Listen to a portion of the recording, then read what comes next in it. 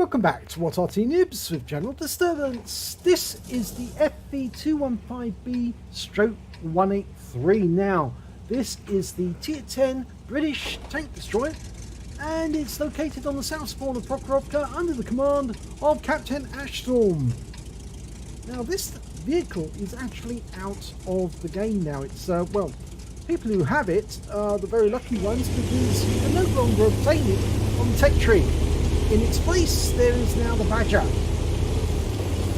But here we've got Captain Ashton with his Death Star, as they're known, and it's based on the chassis of the Centurion 2 with a massive 183mm gun, capable of doing huge damage to the enemy. Well, he's driving it off to the west side of the map. This is an encounter gate, and the enemy's been sighted off in the distance. Well, you can only turn the turret so far around on the Death Star. You can't turn it the full way round, which is why he was trying to get the turret to bear on it, but he couldn't. You actually have to turn the vehicle in order to do it. Only turn 45 degrees in each direction. Okay, now this is the vehicle that carries ESH ammo, high explosive squash head, which is premium ammo. And that's exactly what Captain Ashton is carrying. And this is capable of huge damage to the enemy, 1750 alpha. So if it penetrates the enemy, it'll penetrate up to 230mm. It will do tremendous damage and could actually wipe out an enemy tank just like that. Well, we've got a Pantera ahead. This is a tier 10 game, but that is a tier 9 Italian. But he's been spotted, and he's going to be deleted.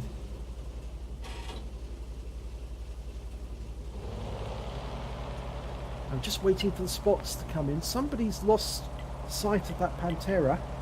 Somebody had him in sight, but yeah, he's dropped out again. I think it may have been the other guys who are up on the railway line, or near the railway line, that they were the ones who saw him, but he's fallen back a bit. And therefore he's not looking over the centre line, and he can't see the Pantera anymore. And it's very likely that the enemy is advancing south. We just can't see them now. We need somebody to spot. Normally you get a light tank go up there, and we have got a light tank nearby. It's a T-54 light, and that lightweight could go up ahead. There's an AMX 1390 doing the opposite. He's spotting for the enemy team on an active spot. It's a pity when you get a game where you just don't get a spotter to look ahead for you. The AMX 1390 keeps doing that. He could end up getting absolutely blown apart.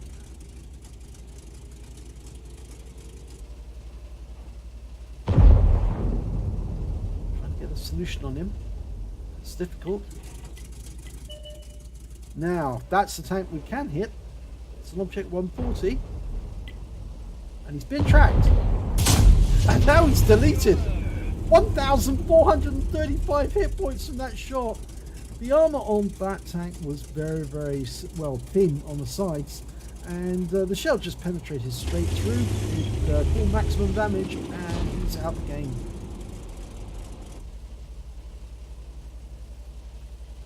Reload is quite long, 23.73 seconds. Now this tank was actually... Oh! MX 1390, but we were seen and we are receiving hits.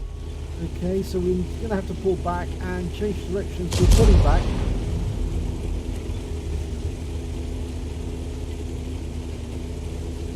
It's unfortunate that we were seen. But that Pantera is coming to view again, and we are now reloaded. So, can we get a shot? Nope, we lost sight.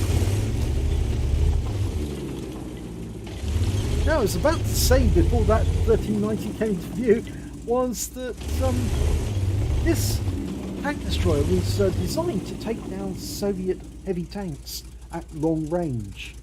It was supposed to take them down at nearly 2 kilometers away. And it would have been able to withstand fire from 122mm guns, which was the standard gun carried by the Soviet military at that time.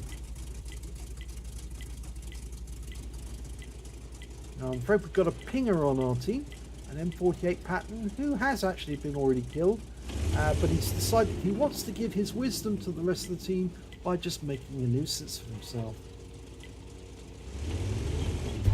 And I think actually, you know, Wargaming do have the option of actually restricting the number of pings you can make on a map, but it might be a better option for them to allow somebody to, if they get too many ping complaints, that they should have their ability to ping taken away from them. Because obviously they're abusing the privilege of having a ping. Ping is to draw people's attention to a specific problem, not to ping the entire map and just annoy people. And so if they do ping on a repetitive basis, oh, Wizzy 111, 1 GFT, go for the plate, and he's out the game. Just like that. But we were seen, so expect the fire to come in any second. And it doesn't come. Now that's surprising. Well, we're 8-2 up on the enemy at the moment. It's possible the enemy redeployed some of their tanks away from the west side of the map. And there's a gorilla. Taking shots, dialed in, and well, it's a big hit, and we got a fire. Captain Ashton got a fire, and he's gone as well. So that's the 4th kill so far in the Death Star. Just under half of the kills for his team have been by Captain Ashton. He is basically carrying the team and he's moving forward. And that Udez is, well, he's blazing a trail at the top of the map, and there's just no enemy up ahead. There are 2 Arty in this game, so they must be on the east side of the map, because if the Udez doesn't find them, well, maybe they are up on the other side. Well, the Udez just took some fire, I think. That was possibly from the Scorpion. Our pinger has come back, and now he's pinging on the west side of the map. One of the Artys has been spotted. It's a Batchat 155-58. But Captain Ashstorm is headed over to the west side, and yep, there is an Arty, and it's a Lorraine 155-50. We've auto-aimed onto it, but taken the lock off. And how did that miss? At this range, that Lorraine should have been vaporized.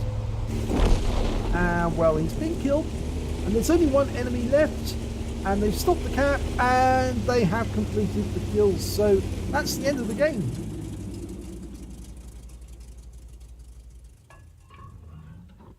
So let's have a look at the end of battle stats. And it's the 2nd class tanker for Captain Ashstorm in the FV215-183. FV215b 183. He also got a fighter badge for getting at least 4 kills, a arsonist for setting fire to 1 tank, and of course he did set fire to the Grilla, and that's how he died, and a fire for effect for doing more damage than hit points to your own vehicle, a bruiser for getting at least 5 critical hits. He got 14, but best of all, he picked up a high caliber. He did the most damage in that battle overall, and a win 8 for the game of 6,206 win 8. Well, I don't know what the measurement is actually, but just it's win 8 of 6,206. Let's have a look at team score. Well, what we've got is the high caliber is 5,013 hit points in total, top of the column. The next highest scorer was the AMX M449. He got 2,709, and then came T92, got 2,525. When it came to kills, of course, he's got the highest number again, 4 kills. The Patton got 3, so did T69. And when it came to base XP, well, that was actually the AMX M449. He got 933 base experience points, and he picked up a Confederate. The T92 got 872, and Captain Ashstorm got 857 on his high caliber. T69 picked up a Pascucci's medal during that game. If we look at the detail report, we can see he fired 5 shots, only 5, that's all. Got 4 direct hits, 3 penetrations, and 1 splash.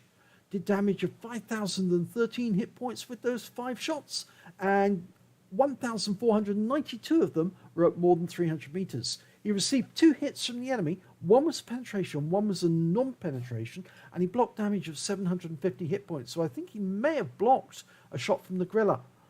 He spotted 1 enemy vehicle, damaged 4 of the enemy, killed 4 of the enemy, and on a premium count he earned 48,980 credits. And after repair and ammunition resupply, and this is the kicker, the ammunition resupply is very expensive because it is premium ammo. And the consumables, well, he was using the premium consumables as well, so he actually ended up with a deficit of 19,183 credits. Rather odd, it's a 183, isn't it? Because this is a 183 gun. And he received 2 bonds for getting a high caliber at tier 10. And he also earned 1,285 XP, times 2 for the first victory. He got 10,000 for completing a mission and events, and 64 bonus because this is a premium vehicle. A premium vehicle you can't get anymore. If you have got it, then good for you. So his total came to 12,635 experience points altogether. That's an enormous total. He actually titled this replay Stupid T54 Lightweight. Well, yes, because the guy should have been spotting. He shouldn't have been sitting at the back, camping at the back, because he wasn't doing anything. He wasn't earning any credits. And in fact, actually, we can see at the end of the battle, he didn't earn any credits or any damage on the enemy. He just sat at the back and did absolutely nothing. He could have been up at the front spotting, and that would have enabled Captain Ashtorm and a number of other people to get early hits on the enemy and not suffer any damage. Of course, the T-54 Lightweight would have got the damage assist, and that would have earned him a huge amount of XP as a result. But he just sat at the back and did nothing, which is a great shame. But there you go. It does happen, I'm afraid. So if you enjoyed this replay, please give it a like and do subscribe to our channel. And also do visit the channel that we're actually promoting at the same moment in our end screen. And there's a couple of videos that you might, or playlists that you might want to check out as well. If you enjoyed this replay, do give it a like and do subscribe to our channel. And hopefully it'll be your replay that I'll be dealing with, or actually showing, in the next video.